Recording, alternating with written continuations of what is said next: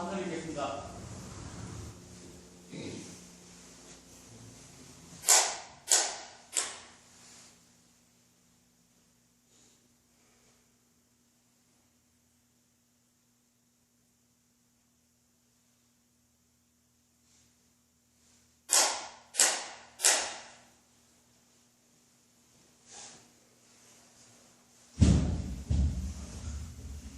우리 말에, 불교에 쓰는 말에 그런 말은 선정으로서 흔들어 놓고 지혜로서 뽑는다, 그런 말이 있습니다. 우리 마음속에 번뇌가 있는데 그 번뇌를 어떻게 뽑아내냐 하면 선정으로 꼭 있으면 마음이 흔들린답니다. 그리고 나서 다시 지혜로 뽑아낸다는 거죠. 부부가 싸움을 했습니다. 그런데 아내가 이기고 싶으면 입을 다 다물고 있는 거예요. 그럼 남편이 도저히 못 참는 거예요. 왜 이 여자가 말을 안 하지? 마음이 흔들리기 시작하는 겁니다. 그래서 한참 마음이 남자가 흔들릴 때 아내가 그 지혜로서 남편의 마음속에 흔들리는 그 마음의 세계를 뽑아낸다는 거죠. 불교에 열린 설이긴 하지만 정말 명언 중의 명언입니다. 침묵이라고 하는 것이 때로는 그렇게 엄청나게 사람을 움직이게 만드는데 바로 불교에서 참선법이 그렇게 사람 마음속에 동요를 하게 만듭니다. 그 동요된 마음의 세계에서 번뇌만 살짝 끄집어내게 되면 그러면 깨달음의 세계가 저절로 열리죠. 그걸 옛날에 고봉화상이라고 하는 유명한 분이 소련한 책에서 한 말인데 참선이라고 하는 것은 그래서 중요합니다. 근데 지금 참선 딱 하려고 죽기 치자마자 10초도 안 되고 다시 그냥 딱 해보니까 마음이 흔들려고 하다가 그냥 다시 말아버렸습니다. 한 30초 정도 해야 될 것 같아요. 제가 봤을 때는. 자, 여러분들 법요집 그 114페이지 한번 보시기 바랍니다.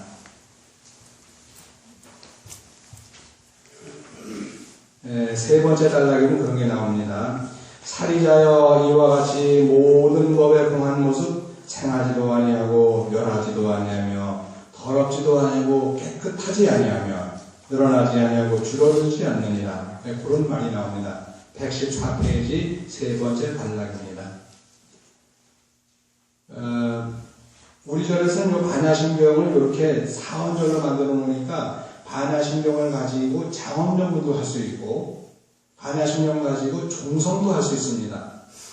반야심경 가지고 노래도 가사로 만들어 노래도 부를 수 있고 반야심경 요걸 가지고서 어떤 의식을 할 수 있는 게 사원절의 매력입니다. 그런데 요 한 대목 한 대목만 딱딱 떨어지게 제가 번역을 해놨어요. 그래서 이 한 대목 한 대목 가지고도 충분히 법문 자료가 될 수 있는 아주 소중한 것입니다. 사리자여 이와 같이 모든 법에 공한 모습은 생하지도 아니하고 멸하지도 아니하며 더럽지도 않고 깨끗하지 아니하며 늘어나지 아니하고 줄어들지 않느니라서 육불법을 씁니다. 육불법. 아니 불자에다가 여섯 육자에 아니 불자 써서 여섯 가지가 그 여섯 가지 부정사가 나오죠. 생하지도 않고 멸하지도 않고 더럽지도 않고 깨끗하지도 않고 늘어나지도 않고 줄어들지도 않고 뭐가? 바로 우리 마음의 세계가 그렇다는 얘기입니다. 어찌 마음의 세계뿐이겠습니까? 우리 삶의 모든 과정 속에서 보면 어느 것 하나도 마음의 세계와 동떨어져가지고 따로 해석할 수 있는 것이 하나도 없는데 좀 어려운 얘기 오늘 시작한 것 같죠? 며칠 전에 어떤 교수가 와가지고 저한테 스님, 불교에서는 보살 하는데 보살이라는 게 뭐예요? 그래요. 그래서 그 교수님 생각은 어떠세요? 그랬더니 가만히 있어요. 그러니까 나한테 물었으니까 이제 제가 대답을 해야 되잖아요. 그래서 그 교수님 생각은 어떻습니까? 라고 했더니 제가 알기로는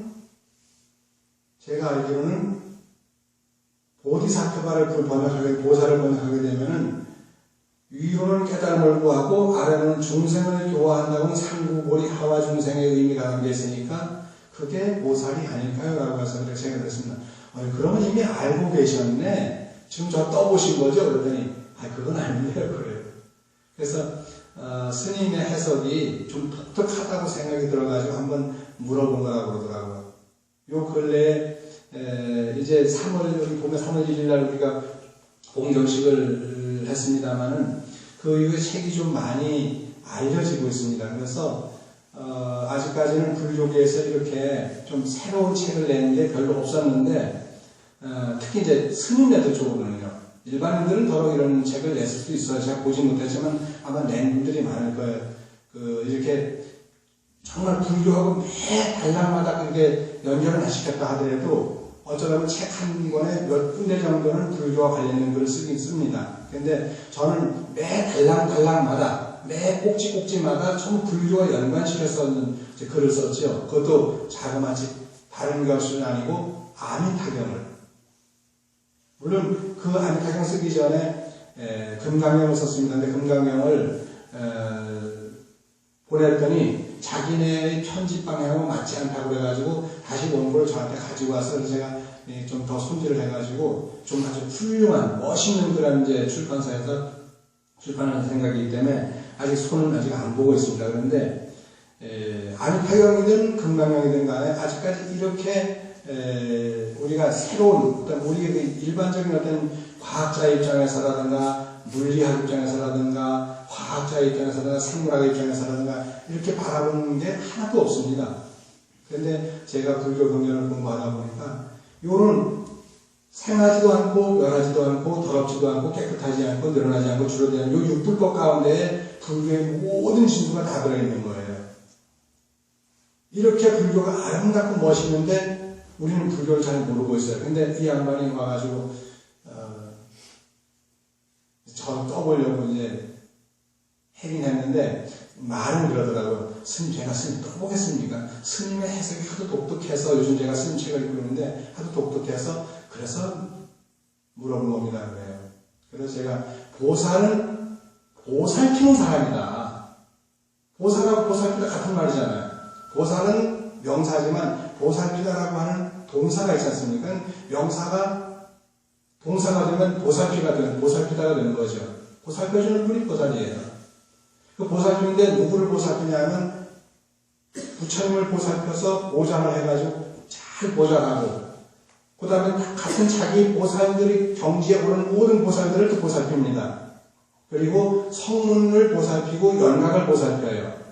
보살은 그렇게 아주 폭넓습니다. 마치 뭐와 같으냐면 보살 그러면은 사람이라는 말과 같습니다. 우리가 사람 그러면 사람 중에서도 뭐가 있어요? 대통령도 있고 국무총리도 있고 장관도 있고 국회의원도 있고 뭐 이장 면장도 있고 뭐 저 같은 이제 수행자도 있고 여러분들처럼 이렇게 일반 제가 붙어도 있고 이름이 다 다르게 붙지 않습니까? 신분에 따라 다르게 붙지만 그 전체를 아우르는 뭐라고 그러죠? 다 사람이라고 합니다. 아프리카 사람이든 유럽 사람이든 남미 사람이든 약간 다르죠? 그리고 아시아 사람이든 사람들이 다 이렇게 다르다 하더라도 피부 색깔 다르다 하더라도 전체적인 이름은 뭐예요? 사람이라고 하는 것에 속하죠. 사람 속, 뭐 사람 종, 종, 사람과 해가지고 다 있는데 사람에 속합니다. 계문, 강목, 과속종이라고 하는 거 보게 되면 동물계에서 쭉 갈려 나오지만 종까지 보면 다 사람이에요. 계문, 강목, 과속종이라는 7단계의 어떤 그런 부류를 보게 되면 동물계에서 쭉 내려가면 다 사람계, 사람강, 사람문, 사람강, 사람목, 사람속, 사람종 이렇게 쭉 사람과 연결되어 있는데 우리는 어쨌든 사람입니다. 그것처럼 불교의 세계에서 보게 되면 뭐가 제일 중추적인 역할이냐면 전체적인 이름을 뭐라고 하냐면 보살이라고 합니다. 부처님도 보살 속에 들어있고 부처님 보살보다 높은 것 같죠? 그냥 보살 가운데 부처가 있는 거예요. 보살 가운데 보살의 경지 있는 사람은 보살이에요. 그리고 보살의 경지 가운데 보살 속에서 성문도 있고 연각도 있습니다. 보살 속에 누가 있냐면 하늘의 신들이 있습니다. 하나님까지 포함해서 보살 속에 들어있습니다. 그러니까 보살은 아주 큰 개념이에요. 사람이라고 하는 개념처럼 큰 개념이에요. 그 다음에 사람과 인간 사이에 조금 싸우기 좋아하는 그런 분들이 있어요. 아수라라고 그러죠.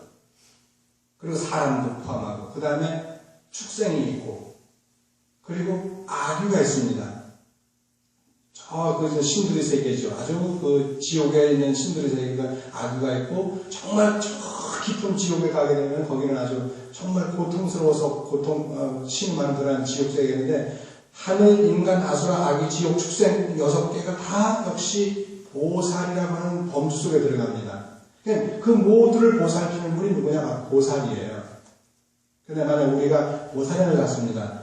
여러분들 보살행을 잡고 저도 보살행을 잡고, 보살행이라고 하는 것은 머리 기른 보살님들만 닦는 것이 아니라 우리 모두는 보살행을 잡습니다. 근데 보살행을 잡는데 천상인간 다 빼놓고, 하늘의 신들 빼놓고, 저 지옥 중생 빼놓고, 아기들 빼놓고, 축생도 빼놓고, 아수라도 빼놓고, 사람만, 물론 사람만 해도 괜찮습니다. 그런데 모든 생명들을 다 보살펴주는 분이, 그런 마음을 갖는 분이 바로 보살행자고, 그 보살행자 정도 돼야만 우리는 비로소 참 대단하다라고 합니다. 우리가 우리 삶의 언저리에서 보살을 빼놓고 하나님을 찾고 부처님을 찾고 다른 모든 큰 스님을 찾는 것은 의미가 없습니다. 정말 중요한 것은 보살을 우리 삶 속에서 찾아내는 거죠. 그 보살의 세계는 바로 불생, 불면, 불구, 부정, 부정, 불감입니다. 뭐가 불생, 불면, 불구, 부정, 부정, 불감이냐면 보살이라고 하는 것은 영원히 생멸이 없고 구정이 없고 증감이 없습니다. 보살은 그렇게 소중한 거예요. 근데 우리가 한국 불교 신도님들을 페멀 부디스트죠. 영어가 퓨메어 그러죠. 퓨메어. 그런데 그걸 우리 반 표기하면 퓨메어라고 표기가 아니라 페멀이라고 표기를 합니다만, 그 페멀 부디스트, 여성 불자님들만 우리가 보살하지만, 보살이라고 하는 말은 모든 불교 신자를 다 보살이라고 합니다. 사실 스님들까지도 보살이에요. 스님들까지 다 보살 속에 들어갑니다. 거기서 머리를 깎았기 때문에 스님이라고 부칭을 따로 부르고 그러지, 다 보살이죠. 오늘 아침에 제가 쓴 글입니다만, 그렇게 그 보살이라고 하는 개념은 아주 폭넓기 때문에, 이 보살의 개념을 가지고 우리가 살아가게 되면 정말 부처님의 진리가 이렇게 생도 멸도 없고 더럽지도 깨끗하지도 않고 늘어나지도 않고 줄어들지도 않는다라고 하는 것을 우리는 알게 될 겁니다. 근데 이 말을 우리가 들으면 왜 안 늘어나고 안 줄어들어? 왜 더럽지 않고 깨끗하지 않아? 왜 생도 없고 멸도 없어지만 실제로는 어디에도 그런 게 없습니다. 그냥 우리 눈에 보이는 게 생멸이 있고 더럽고 깨끗함이 있고 늘어나고 줄어들음이 있죠. 그래서 그저께 어떤 분이 그런 얘기를 하더라고요. 성철 스님께서는 인간이 가장 무섭다고 했는데, 저 인천에 가면 용화산원의 송담 스님은 올해 90입니다만, 그 스님께서는 속지 마라. 이 세상에 어느 것도 다 참됨이 없기 때문에 거기 속지 마라. 라고 하는데, 제가 그런 글을 썼습니다. 이 세상에 어떤 것도 누구를 속이지 않는다. 단 속이는 건 뭐냐? 자기가 자기 자신을 속일 뿐이지, 이 세상에 누구도 누구를 속이진 않습니다. 송담스님 하나 그렇게 얘기했다고 한다면, 송담스님은 일반적인 논에서 얘기한 것이 정말 우리가 이런 불생불멸, 불구부정, 부중불감을 통해서 보게 되면 누구도 누구를 속이지 않습니다. 또 누구도 누구에게 속지 않습니다. 단 스스로 자기가 자기를 속일 뿐이지 아무도 나를 속이는 사람이 없습니다. 우리는 조금만 문제가 되면 항상 남에게 핑계를 댑니다. 세상이 너무 힘들어서, 세상이 너무 나를 인정을 안 해줘서, 난 정말 잘하고 싶은데 세상이 나를 잘 몰라봐줘서 라고 하지만, 그리고 세상이 나를 속이기 때문에 그런데 절대 세상이 나를 속이지 않습니다. 우리 옛날에 늘 이런 거 있지 않습니까? 세상이 나를 속인다 하더라도. 근데 이 세상은 어떤 세상도 나를 속이지 않습니다. 다만 내가 스스로 속을 뿐이에요. 만약에 여러분들이 큰 스님들 법문들인데 맨날 속아만 사냐? 다 거짓이니까 속지 마라 속지 마라 하는데 이 세상에 거짓은 단 하나도 없습니다. 단 하나도 없습니다. 적어도 부처님이 초기 불교에서는 모든 게 다 헛되다라고 했지만 대승불교로 들어와서 법화경, 열반경, 화엄경 이런 대승경에서는 이 세상 어떤 것도 헛된 것은 없다. 오로지 진실만 있을 뿐이다라고 했습니다. 말씀하셨습니다. 누구도 누구 속이지 않습니다. 아내가 남편 속인다고요. 아마 그러면 남편이 아내한테 속을 짓을 했을지도 모릅니다.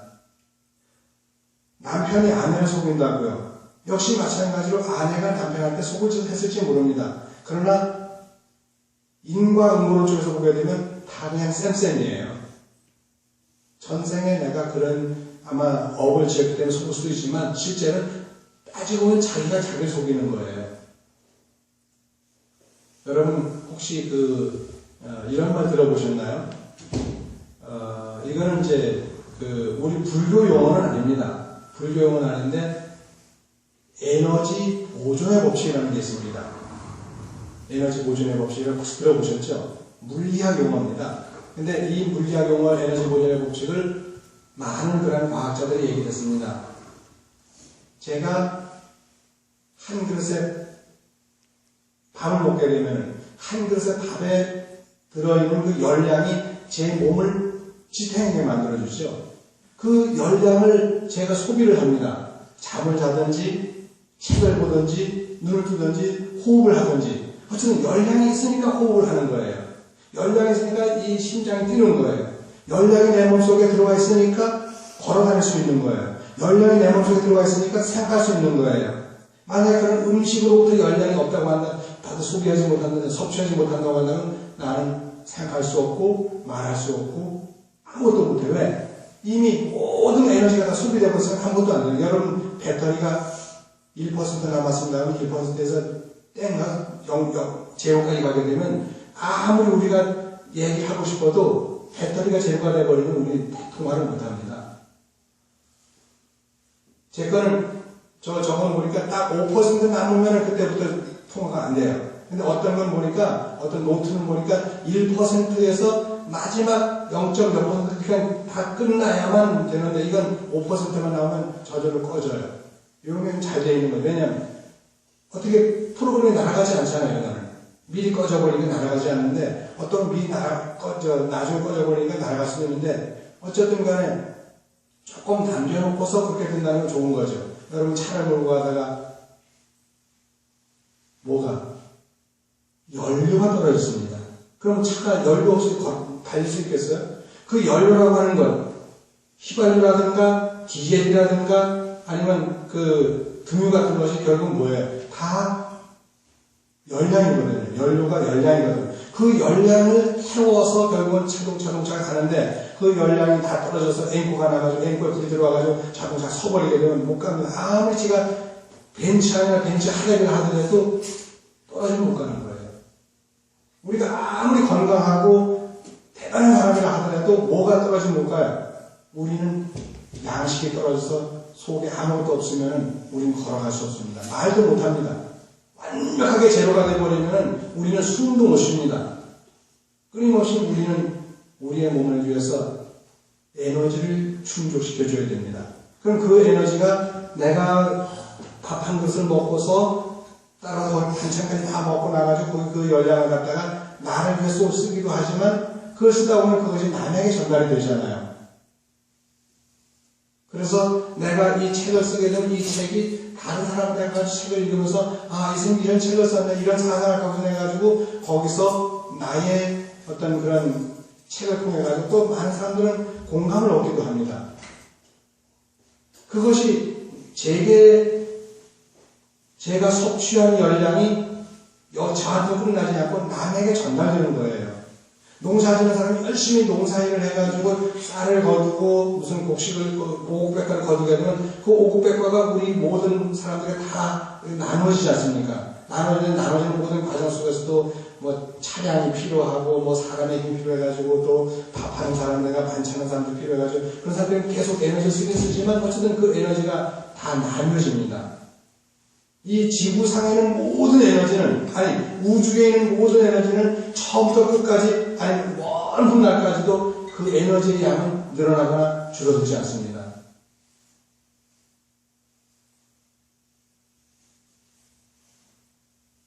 햇빛으로부터 온 1억 5천만 킬로미터를 날아온 햇빛을 받아가지고 뭐가 파란 나무잎이, 파란 풀잎이 광합성 작용을 일으켜가지고 거기서 뭘 포도당을 만들어내고 산소를 만들어내고 모든 그런 에너지를 만들어내면 그걸 누가 먹어요? 초식동물이 먹습니다.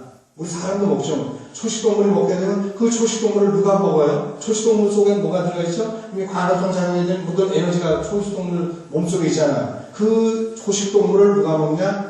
육식동물이 먹습니다. 육식동물은 그 초식동물의 몸속에 있는 에너지를 갖다가 자기가 섭취하는 거예요. 그 육식동물은 그걸 또 에너지를 가지고 또 똥을 누든지 오줌을 놓으더라도 그것도 다 배설을 합니다. 그럼 그게 다시 땅으로 돌아가고 계속해서 이렇게 순환되지 결코 없어지는 것은 없습니다. 여기서 불생불멸이라고 하는 것은 이 세상에 사람의 마음만 불생불멸이 아니라 이와 같이 눈에 보이는 세계조차도 불생불멸입니다. 근데 더럽고 깨끗한 것도 마찬가지죠. 우리가 사람을 보면 참, 저 여인은 참 아름답고 이쁘네. 와, 저 남자 정말 멋지게 생겼어. 그렇게 아무리 마음을 먹는다 하더라도 우리가 그 속을 들여다본다면 얼마나 끔찍할까요? 속엔 똥오줌이 꽉 찼을 거 아니에요. 근데 꽉 찬 그 똥오줌을 우리가 버리고, 지저분하니까 버리고 나서 깨끗한 것만 볼 수 있으면 좋을까요? 나 정말, 당신 너무 몸이 너무 유리 같아가지고 그 몸속에 있는 똥이 다 보여. 나 당신 이제 더 안을 수 없어. 라고 한다면 괜찮을까요? 그래서 그 몸속에 있는 똥을 다 끄집어낸다면 우리 살 수 있을까요? 못 삽니다. 똥, 오줌이 우리 몸속에 있기 때문에 우리는 사는 거예요. 피, 고름, 모든 온갖 진액, 담로, 전기, 대소변 이런 것들이 우리 몸속에 있으니까 살지 그 지저분한 걸 다 빼버리고 나서 우리가 살 수 있을까요? 아닙니다. 살 수는 없습니다. 이 지구상에, 아니 이 우주 내에 깨끗하다고 느끼는 것만 가지고 살 수 있는 건 아무것도 없습니다. 그 지저분한 게 함께 있으니까 우리 살 수 있는 거거든요. 그걸 빼버리면 살 수 없죠. 그러나 우리는 마음을 어떻게 쓰느냐라고 하는 굉장히 중요합니다. 사실은 오늘 아침에 너무 엄청난 그런 얘기를 들었는데 그 얘기는 제가 사실 조금 하기는 좀 그런 게 있었는데 우리 스님들의 세계에서도 보면은 잘못 살아온 스님들이 너무너무 많아요. 저는 그 74년도에 제가 충청도 제천에 있는 어느 이 양장농가에서 1년 동안 그 머슴을 살았습니다. 그리고 75년도에 제가 2월 달에, 음력 2월이 양력 3월이지만은, 제가 절을 들어왔습니다만은, 그 양장 농가에서 10달 동안 일을 하고 나가지고 그 10달 세경을 받았는데, 그게 쌀 6가마리를 1년 동안 받은 겁니다. 세경을 받았는데, 그 세경을 받아가지고 올 때, 내일같이 이제 그 집에 나오려고 하면 오늘 밤에 제가 그 양장농가 그 집에 들어가가지고 안에 들어가서 양장농가니까 이렇게 누에 치는 어떤 여러 가지 기구도 있잖아요, 근데 거기 가가지고 이렇게 누에를 이렇게 기르려면은 그 누에망이 있습니다. 누에망을 딱 덮고 거기다가 꽁잎을 넣으면, 얹게 되면은 누에가 밑에서 쓱 그 망을 뚫고 올라와가지고 망 구멍은 그물이가 뚫려있잖아요. 그 위로 올라와서 뽕잎을 먹으면 밑에 있는 모든 똥은 그대로 그냥 드러내버린다니까 그 잔망이라는 게 이렇게 중요했어요. 그래서 집에서 어머니가 늘 누에 치는 걸 제가 늘 봤는데 누에 많이 쳐봐야 반장, 많이 쳐봐야 한 장 치는 이상 치는 걸 못 봤지만 그래서 보통 반장 정도 치셨어요, 어머니가. 그래서 이걸 가져가게 되면 우리 어머니가 아마 누에 치는데 좀 도움이 되시겠지? 그래가지고 잔망을 50개를 제가 훔쳤습니다. 해가지고 가방을 집어넣었어요. 잔망을 집어넣은 거예요. 제 가방에다가. 집어넣는데 그 다음날 제가 떠나왔습니다. 떠나왔는데 한참 그 중앙선 열차 타고 저기 그 양동 쪽으로 오는데 양동역 쪽으로 오고 있는데 원주 지나서 오는데 이렇게 이제 가방을 열어봤더니 가방에 봉투가 딱 들어있는 거예요. 물론 제가 받은 세경 10만원 말고도 그 1년 동안 받은 게 이제 10만원인데 그 당시에 그 세경 말고도 뭐 봉투가 또 들어있어요. 봉투를 열어보니까 그 안에 5,000원이 들어있는 거예요. 5,000원이면 반달치 월급입니다. 반달치. 한 달치가 10만원, 만원씩 했으니까. 반달치 월급이 들어있는데, 그 속에 5,000원이 들어있음과 동시에 뭐가 있냐면, 그거는 편지가 하나 들어있더라고요. 근데 그 친구 세상을 떠났어요. 근데 나보다 한 살 위였는데, 이군, 그동안 너무 고마웠어. 딱 내용이 그래. 이군 너무 그동안 고마웠어. 한 달 동안 너무너무, 맞아. 1년 동안 너무너무 고마웠어. 이 잔망은 가져가서 누에 지는데 잘 써. 잔망을 훔쳐가지고 왔는데 거기다 잔망을 보고서 누에 지는데 잘 쓰라고 했는데, 정말 혼자 오는데도 죽겠더라고요, 아주 정말. 정말 죽겠더라고요. 이게 훔친다는 것이 이렇게 무서운 거예요. 주지 않는 걸 훔쳐가지고 왔는데, 제가 절에 이제 이미 훔쳐가지고 왔잖아요. 그래서 그걸 다시 도저히 마음에 안 쓰여가 보냈어. 그 집에. 그걸 보냈더니 다시 제 주소로 양동을 다시 보내왔더라고요. 잔망을. 근데 하나에 그 잔망 하나에 50원씩 밖에 안 해. 50개면은 2,500원이에요.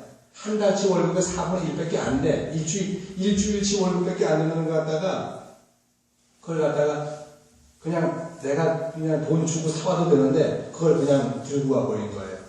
주인한테 얘기도 안 하고. 그 사람 이름이 정가곤이었는데, 나중에 일찍 세상을 떠났죠. 자살을 했는데, 좀 안타까운 그런 친구였습니다. 그렇게 해서, 하면서 뒤에다가 정가곤, 자기 이름 써놨더라고요.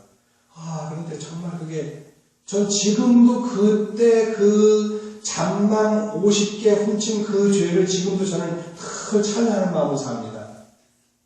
근데 또 더 재밌는 건요, 제가 대각사 했을 때, 조금 시간 한 5분 남았네.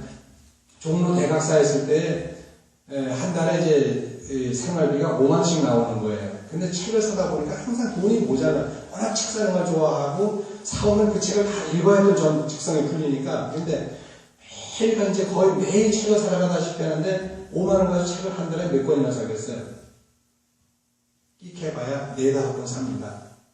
5만원 가지고. 그 다음에, 대여섯 한 10권 정도 사겠네. 한 권에 5,000원짜리 별로 없었으니까. 그래서 이제 책을 사는데 맨날 그래도 책만 사요? 다른 것도 사야 되잖아요. 그럼 돈이 늘 모자라. 근데 마침 보니까, 우리 지금은 이제 법안정사, 목동의 법안정사 효령 스님이 그중에 저랑 지나가지만, 그 당시에 대각사 주지를 하고 계셨는데, 어떤 신도님이 나와가지고 이제 뭘 기도를 하는 접수를 했어요. 접수를 했는데 그 돈을 거기다 집어넣어야 되잖아요. 집어넣는데 돈이 5만원이라, 그것도. 만원짜리가 이렇게 해서 5만원이라.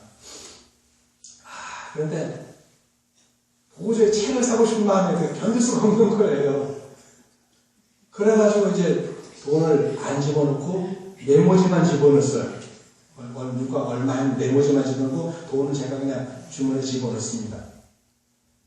그리고 한 달 동안 있다가 도저히 안 돼가지고 효경 스님께 이제 주의스님께 말씀드렸더니